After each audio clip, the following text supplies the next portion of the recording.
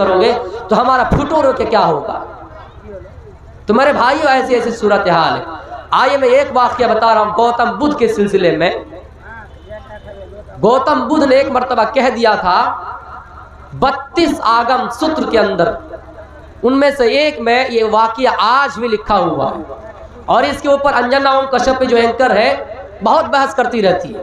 گوتم بدھ نے ایک بات لکھ دی تھی کہ ایک انسان کو 4 پتنیاں ہونا ضروری ہے۔ اس کے اوپر کافی دیر تک بحث چلی۔ 4 پتنیاں، تو گوتم بدھ نے آگے تشریح بھی کیا 4 پتنیاں کیسی تھی۔ ایک انسان تھا، 4 پتنیاں تھی، بہت محبت کرتا تھا۔ محبت کرتے کرتے جب موت کا وقت قریب آیا، انتقال کا وقت قریب آیا، مرتو کا سمے قریب آیا، اس آدمی نے اپنے 4 بیوی کو ایک ایک کر کے باری باری اپنے قریب بلایا اور کہا دیکھو بیوی، میں نے تم سے زندگی بھر محبت کی، مانتے ہو؟ کہا کیوں نہیں، میں تمہیں یہ سامان فلاں جگہ سے فلاں بازار سے خرید کر لا کر دیتا تھا، مانتے ہو؟ کہا کیوں نہیں۔ کہ میں تم سے زیادہ محبت کرتا تھا، حالانکہ ماں باپ سے بھی زیادہ تم سے محبت کرتا تھا، کچھ لوگ ہوتے ہی ہے۔ کہا مانتی ہوں۔ بیوی ایک کام کرو، میں مرنے جا رہا ہوں، ایک کام کرو، میں اس دنیا کو چھوڑ کر الوداع کہہ رہا ہوں، رخصت ہو رہا ہوں، تم بھی میرے ساتھ چلو، شمشان گھاٹ میں بھی تم بھی میرے ساتھ چلو، تم بھی اپنی میرے ساتھ جا کر چیتا جلا دینا۔ میں جب مجھے جلایا جائے، میرا چیتا جلایا جائے، تو تم بھی اس اپنے شو میں، میرے شو میں تم بھی کود جانا اور بلی دے دینا، تم بھی میرے ساتھ اس دنیا میں چلو۔ گویا کہ گوتم بدھ کا ایمان تھا اس بات پر کہ اس دنیا جانا ہے۔ گوتم بدھ نے اپنی پتنی سے کہا تم جانے کے لیے تیار ہو؟ اس پتنی نے کہا کہ نہیں، میں نہیں جا سکتی۔ آئے میرے شوہر، دنیا کی محبت تمہارے لیے اور ہمارے لیے منڈلا رہی تھی، یہ مانتی ہو؟ تم دنیا میں مجھ سے محبت کرتے تھے، یہ بھی مانتی ہو؟ دنیا میں فلاں جگہ سے سامان خرید کر لا کر مجھے دیتے تھے، اپنے ماں باپ کو چھپا کر مجھے لا کر دیتے تھے، ماں کا دروازہ کراس کر کے میرے کمرے میں لا کر مجھے دیتے تھے اور میں خوش ہو جاتی تھی، یہ بات میں مانتی ہوں، لیکن آج تم اس دنیا سے جا رہے ہو، میں تمہارے ساتھ جانے کے لیے تیار نہیں۔ جاؤ، تم مر رہے ہو، تم جاؤ مرو، میں تمہارے ساتھ جا نہیں سکتی۔ اس نے کہا بیوی، کیا محبت کی یہی مثال ہے؟ کہا ایسی ہی مثال ہے۔ دنیا میں انسان، ایک انسان کا اس وقت تک کلے ہے جب تک وہ انسان اس کو کچھ دیتا رہتا ہے اور جب تک اس کو کچھ ملتا رہتا ہے۔ آج میں آپ کو کچھ نہیں دے سکتی اور آپ بھی مجھے کچھ نہیں دے سکتے، آپ اس دنیا سے جا رہے ہیں، لہٰذا آپ جائیے، میں آپ کے ساتھ اس دنیا میں جانے کے لیے تیار نہیں ہوں۔ انہوں نے اپنی دوسری بیوی کو بلایا اور اپنے قریب بٹھایا اور کہا محترمہ دیکھو، میں اس دنیا سے جا رہا ہوں، تم میرے ساتھ چلو۔ کہا کیسے؟ کہا تمہاری پہلی بیوی نے کیا بتایا؟ کہا وہ کہا کہ نہیں جائے گی۔ کہا تم جاؤ گی؟ کہا ہاں میں جاؤں۔ نہیں، انہوں نے بھی کہا کہ نہیں جاؤں، انہوں نے بھی انکار کر دیا۔ تیسری بیوی کو بلایا، تیسری بیوی نے بھی وہی جواب دیا جو دوسری بیوی نے جواب دیا، جو پہلی بیوی نے جواب دیا وہی تیسری بیوی نے جواب دیا، لیکن تیسری بیوی کا جواب تھوڑا سا ہٹ کر یہ تھا، انہوں نے کہا دیکھو میرے شوہر، آئے میرے پتی، میں آپ کے ساتھ زندگی بھر رہی، آپ میرا جیون ساتھی ہے، آپ کے ساتھ میں نے 60 سالہ زندگی گزار دی، لیکن آپ اس دنیا سے آپ جا رہے ہیں، میں آپ کے ساتھ جانے کو تیار نہیں ہوں، لیکن اتنا کر سکتی ہوں کہ جب آپ کی شو کو جلایا جائے، جب آپ کی لاش کو جلایا جائے، شمشان گھاٹ میں آپ کی چیتا کو جلایا جائے، تو میں وہاں تک جا سکتی ہوں، اس کے علاوہ کچھ نہیں کر سکتی، میں بھی اس دنیا جانے کے لیے تیار نہیں۔ تیسری بیوی تھوڑی سی لائن پہ آیا اور کیا کہا کہ میں شمشان گھاٹ تک جا سکتی ہوں۔ چوتھی بیوی کو بلایا، کہا بیوی، میں 3 بیویوں سے زیادہ محبت کرتا تھا لیکن تم سے نفرت کرتا تھا۔ تینوں بیوی نے انکار کر دیا، کیا تم میرے ساتھ جاؤ گی؟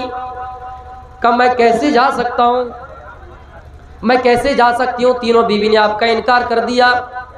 چلو ایک کام کرتے بیوی، اے میرے شوہر، میں آپ کے ساتھ جانے کے لیے تیار ہوں۔ چوتھی بیوی نے ہاں بھر دیا۔ اب سنیے گوتم بدھ نے کیا بتانا چاہا اور کیا مقصد تھا 4 پتنیوں سے مراد میرے بھائیوں۔ اب اس جگہ پہ پوائنٹ کی طرف آتا ہوں۔ 4 پتنیوں سے مراد گوتم بدھ کا کیا تھا؟ پہلی پتنی سے مراد انسان کا جسم ہے۔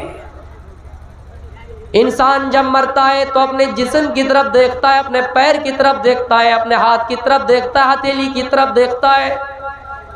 اپنے بالوں کی طرف دیکھتا ہے، اپنے انگلیوں کی طرف دیکھتا ہے، انگلیوں کے پوروں کی طرف دیکھتا ہے اور سوچتا ہے آئے ہاتھ، دنیا میں تمہارے ذریعے سے پیسہ کمایا کرتا تھا، دنیا میں تمہارے ذریعے سے لوگوں کو کبھی کبھی ناجائز تھپڑ بھی مارا کرتا تھا، آج میں دنیا چھوڑ کے جا رہا ہوں، مجھے قبرستان کی طرف لوگ لے جائیں گے، تو کیا تم میرے ساتھ جانے کے لیے تیار ہو؟ ہاتھ جواب دے دے گا کہ نہیں میں نہیں جا سکتا، پیر جواب دے دے گا کہ میں آپ کے ساتھ جا نہیں سکتا۔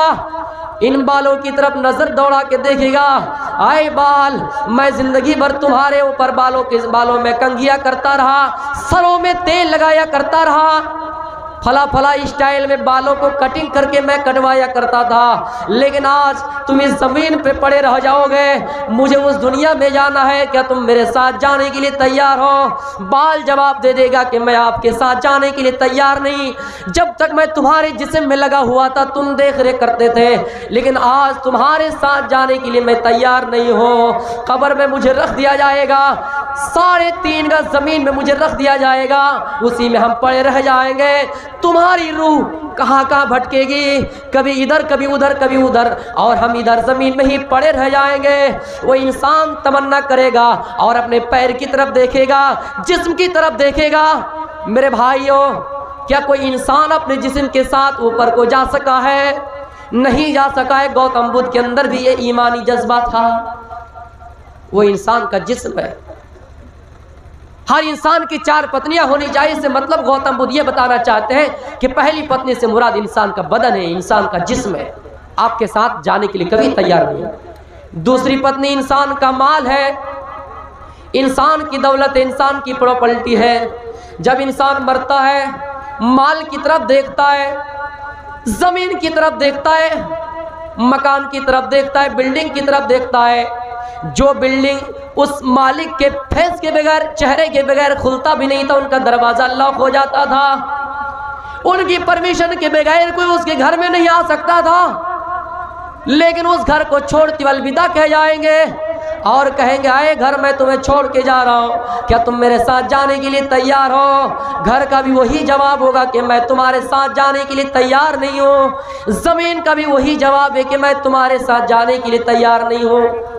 میرے بھائیوں، دنیا کی تیاریاں کر لیجئے، دنیا میں تمام سامان کو چھوڑ کر ہم اور آپ جا رہے ہیں، لیکن ہم اور آپ آخرت کی تیاری نہیں کر رہے۔ تیسری پتنی سے مراد انسان کے رشتہ دار ہیں، باپ ہے، بھائی ہے، ماں ہے، بہن ہے۔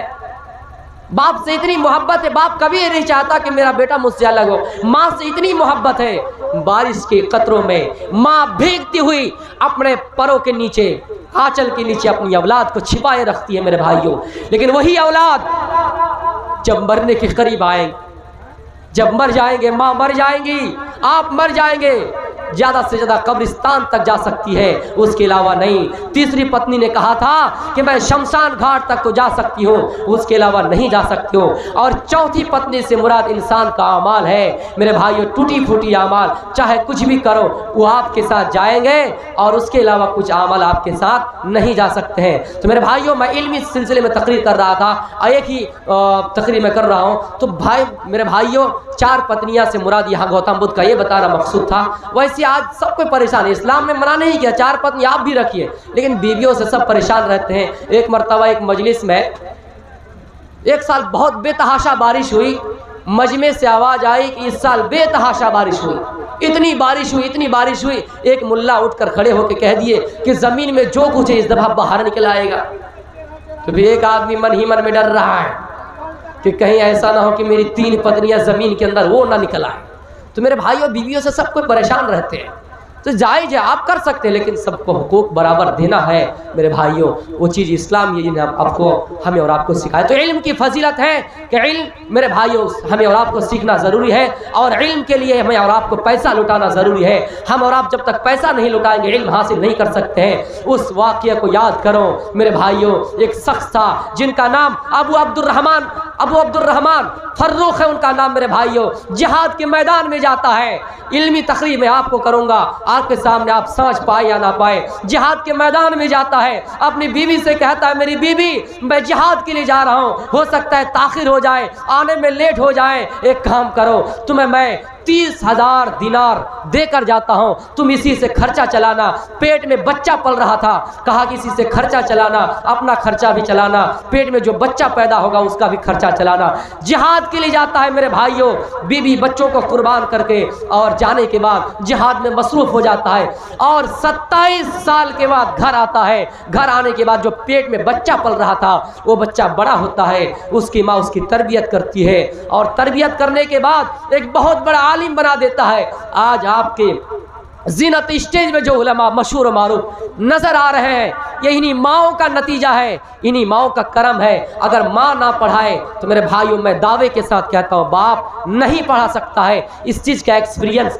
آپ لوگوں کو ہے یا نہیں؟ مجھے اچھی طریقے سے ہے، کیونکہ بہت لوگوں نے بتایا اس چیز کا احساس۔ تو میرے بھائیوں، ماں ہو کر میری بہنوں اگر آواز پہنچ رہی ہے تو سنیے، 27 سال کے بعد اس کا شوہر گھر میں آیا، جیسے گھر میں پرویش کیا، اس کا بچہ بڑا ہو چکا تھا۔ ان کا نام ربیہ رحمت اللہ علیہ، بہت بڑے عالم بن چکے تھے، مسجد نبوی میں حلقہ لگا کر لوگوں کو قرآن و حدیث کا درس دے رہے تھے۔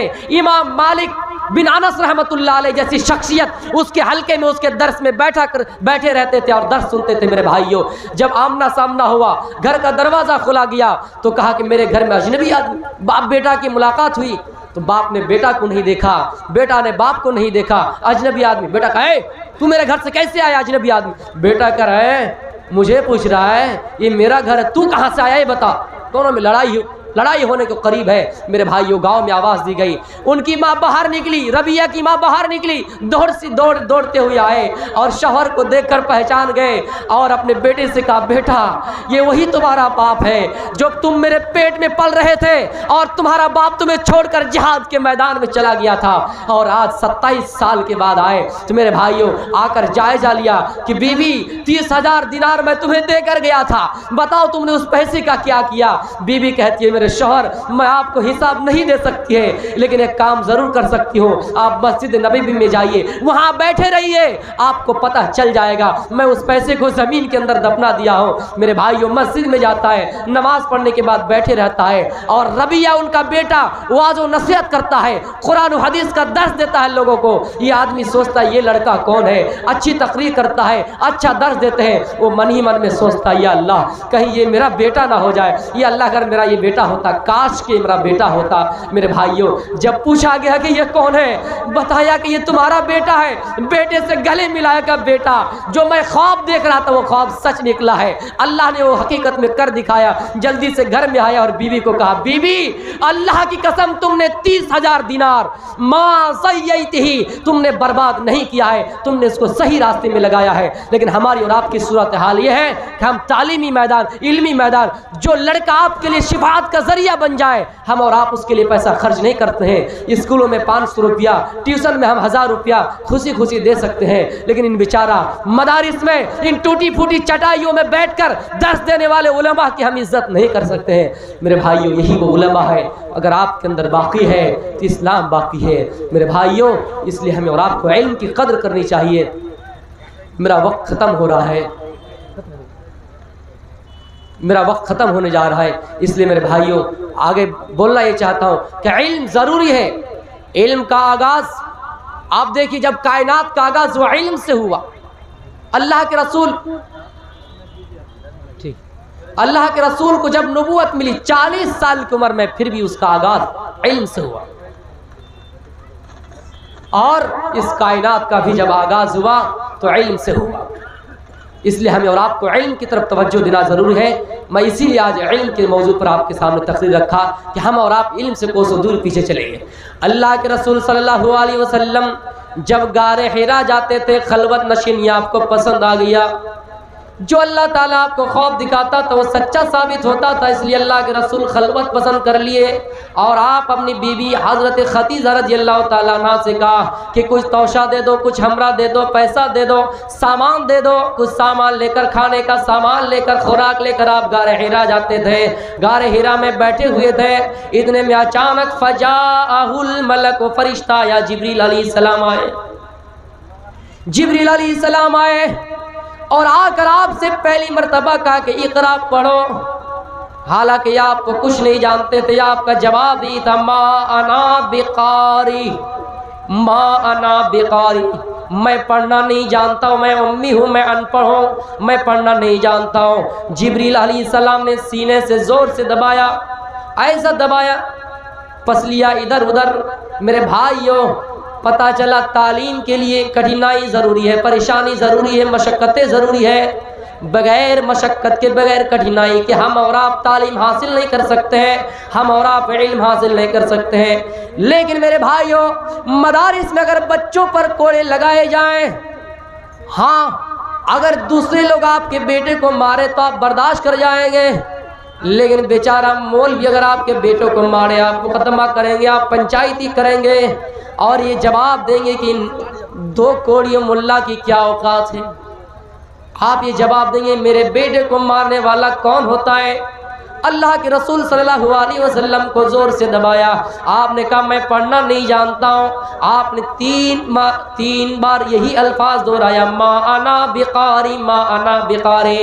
میرے بھائیوں، چوتھی مرتبہ آپ نے پڑھا، اقرا بسم ربک الذی خلق، خلق الانسان علم بالقلم، علم الانسان ما لم یعلم۔ میرے بھائیوں، اگر یہاں پر بھی کسی چیز سے وحی کا آغاز ہو رہا، وحی کی ابتدا ہو رہی ہے، تو علم سے ہو رہا ہے کہ انسان کو وہ چیزیں سکھلائے، انسان کو وہ چیزیں سکھلائے جو انسان جانتا نہیں تھا۔ میرے بھائیوں، اللہ نے انسان کو اس چیزوں سے پیدا کیا، پانی کی ان پھٹکی سے پیدا کیا میرے بھائیوں، جو یخرج من بین الصلب والترائب۔ میرے بھائیوں، انسان کی پیدائش کے لیے، انسان کا راستہ بتلانے کے لیے اللہ تعالیٰ پہلی وحی میں علم سے آغاز کر رہا، علم سے اس کی بنیاد کھڑا کر رہا ہے، علم سے اس کی آغاز کر رہا ہے۔ میرے پیارے ساتھیوں، غور کیجئے، اس کے بعد اللہ کے رسول صلی اللہ علیہ وسلم ڈرے ہوئے ہیں اور آپ دوڑتے ہوئے خدیجہ رضی اللہ تعالیٰ عنہ کے پاس گئے، اور آپ اس حال میں کہ کانپ رہے تھے، تھر تھرا رہے تھے۔ آپ نے فرمایا زملونی زملونی، مجھے کمبل اڑا دو، کمبل اڑا دو۔ فزملوہ، لوگوں نے کمبل اڑا دیا۔ میرے بھائیوں، اس کے بعد اللہ کے رسول صلی اللہ علیہ وسلم نے تمام واقعہ خدیجہ رضی اللہ تعالیٰ عنہ کے سامنے سنایا اور کہا ایسی ایسی بات ہے، ڈرا ہوا تھا۔ خدیجہ رضی اللہ تعالیٰ عنہ نے تسلی دلائی، میری بہنوں، اگر آج کوئی مولوی ایسا کرے گا تو تم کہو گے جاؤ نا، جاؤ محمد کی بات سن کے جاؤ جلسہ میں نے کہا تھا کہ جلسہ میں مت جاؤ، تم گئے اور ٹھنڈی کی بیماری لے کے آ گئے۔ آج کل کی مائیں ہوتی تو یہ کہتی، لیکن خدیجہ رضی اللہ تعالیٰ عنہ کیا جواب دیتی ہے، اے اللہ کے رسول، جو انسان دنیا میں کسی انسان کی برائی نہ کرتا ہو، جو یتیموں کے سروں پہ ہاتھ پھیرتا ہو، جو انسان بچوں پر شفقت برتتا ہو، جو انسان کسی کا کچھ کھاتا نہیں ہو، جو انسان کسی کے اوپر ظلم نہ کرتا ہو، جو انسان کبھی جھوٹ نہ بولتا ہو، جن کی گواہی پر قریش والوں نے بھی گواہی دی، ما جربنا الا علیک صدقہ، قریش والوں نے بھی کہا کہ اللہ کے رسول آپ سچے ہیں۔ اے اللہ کے رسول، جب آپ اتنے سچے ہیں، آپ تو دنیا میں کسی کے اوپر ظلم کرتے ہی نہیں ہیں، تو آپ کے اوپر یہ پہاڑ کیسے ٹوٹ سکتا ہے؟ آپ کے اوپر یہ مصیبت کیسے آ سکتی ہے؟ اللہ آپ کو کیسے رسوا کر سکتا ہے؟ میرے بھائیو، خدیجہ نے تسلی دلائے، کہا کہ اللہ آپ کو ضرور کچھ بنائے گا، اللہ آپ کو نبوت عطا کرے گا۔ یہ کہہ کر خدیجہ رضی اللہ تعالیٰ عنہ آپ کو لے کر ورقہ بن نوفل کے پاس لے کے چلے گئے، ان کا چچا زاد بھائی تھا، ان کے پاس لے کے گئے۔ آگے کا الفاظ میں بتانا چاہتا ہوں، جب ورقہ بن نوفل کے پاس لے گیا اور انہوں نے کہا کہ تمہارے بیٹے، تمہارے بھتیجے نے ایسی بات کہی، ایسا ان کے سامنے پیش آیا، ورقہ بن نوفل سمجھ گئے، کیونکہ وہ انجیل وغیرہ کی شرح لکھا کرتے تھے جو سریانی زبان میں نازل ہوئی تھی، عبرانی زبان میں وہ لکھا کرتے تھے۔ میرے بھائیوں، انہوں نے ایک پیشین گوئی پڑھی تھی، پیشین گوئی کیا اور کہا اے محمد، اے میرے بھتیجے، آپ سب پڑھ لیا کہ یہ صلی اللہ علیہ وسلم، کہا اے میرے بھتیجے، آپ کے پاس وہی فرشتہ آیا تھا جو حضرت موسیٰ علیہ السلام کے پاس بھی کبھی آیا تھا، آپ کے پاس وہی شخص آیا جو موسیٰ علیہ السلام کے پاس اور دیگر انبیاء کرام کے پاس آیا کرتا تھا۔ اے محمد، اے میرے بھتیجے، دیکھنا کہیں ایسا نہ ہو اور آپ کو ایسا کیا، انہوں نے یہ بھی کہہ دیا کہ دیکھنا آئندہ اگر میں زندہ رہوں تو آپ کی جہاں تک ہو سکے مدد کروں گا، اور آئندہ دیکھنا آپ کی قوم آپ کو باہر نکالے گی، آپ کو ملک سے باہر نکالے گی۔ اللہ کے رسول کہتے ہیں کہ اے فلاں، اے میرے چچا، کیا مجھے میری قوم ملک سے نکال دیں گے؟ کیا میری قوم مجھے بستی سے نکال دیں گے؟ کہاں آپ کو آپ کی بستی سے نکال دیا جائے گا؟ اگر میں زندہ رہوں تو آپ کی مدد کرنے کی کوشش کروں گا۔ تو میرے بتانے کا مقصد یہ ہے کہ ہر دور میں چاہے کوئی بھی پروان کو چڑھا ہے میرے بھائیوں، ان کو ہر دم پیچھے گرانے کی کوشش کی گئی ہے۔ اور آپ دیکھ لیجئے انڈیا میں ایسے ایسے حالات ہیں، مسلمانوں کے اوپر، مولویوں کے اوپر، عالموں کے اوپر کیسے کیسے، لیکن ہمیں اور آپ کو ضروری ہے کہ ہم اور آپ عالموں کی عزت کریں، قدر کریں۔ ہم اور آپ نہیں سمجھیں گے ان مقام تو غیر کیسے سمجھیں گے؟ آج کسی کو جیل میں ڈالا جائے، ہم یہ انسان کی صفائی بیان نہیں کر رہے۔ آپ کو ایک بات میں بتا دینا چاہتا ہوں، ہم یہ نہیں کہتے کہ کوئی بھی دنیا میں انسان بالکل معصوم ہے، کیونکہ اگر کوئی انسان معصوم علی خطا ہے تو اس خلاف جائیں گے۔ انسان گناہوں سے ان کا جڑا ہوا رہتا ہے، وابستہ رہتا ہے، وہ مرکب ہے گناہ سے، اس لیے ہم کسی کی صفائی بیان نہیں کرتے ہیں۔ لیکن اگر کسی کو ڈالا جا رہا ہے تو یہ بھی ٹھیک ہے، تو یہ بھی ایک طرح کی سازش ہے میرے بھائیوں، جیل میں ڈالنے کی کوشش کی جا رہی ہے۔ لیکن ہم اور آپ اس چیز کی بنیاد کھڑا کر رہے ہیں، خود ہم جگہ دوسروں کو دے رہے ہیں، تب دوسرا موقع پا کر ایسا کرتے ہیں۔ تو میرے بھائیوں، خصوصی آپ سے میری دعا ہوگی، اپیل ہوگی کہ آئندہ ایسی حرکت نہیں کیجیے گا۔ اس گھر کا اگر کوئی جھگڑا ہو ہم اپنے گھروں میں سنبھال لیں گے، گھروں کا جھگڑا گھروں میں الجھا لیں گے۔ اس گھر کو آگ لگ گئی، اس گھر کے ہی چراغ سے ہم سب کو دعا دے کر جا رہے ہیں کہ وقت کم ملنے پر میں صحیح سے تشریح نہیں کر پایا، سمجھا نہیں پایا۔ انشاءاللہ میرا اگر خطاب کہیں ہو، 1-1.5 گھنٹہ کی بحث اگر ہو، میں آپ کے بیچ روبرو ہوں گا۔ مجھ سے اگر کوئی خطا ہوئی ہے، آپ کو ٹھیس پہنچا ہے، تو آپ ایک چھوٹا بھائی سمجھ کر مجھے معاف کیجیے گا۔ آپ تمام لوگوں سے یہی میری گزارش ہے۔ السلام علیکم ورحمۃ اللہ وبرکاتہ۔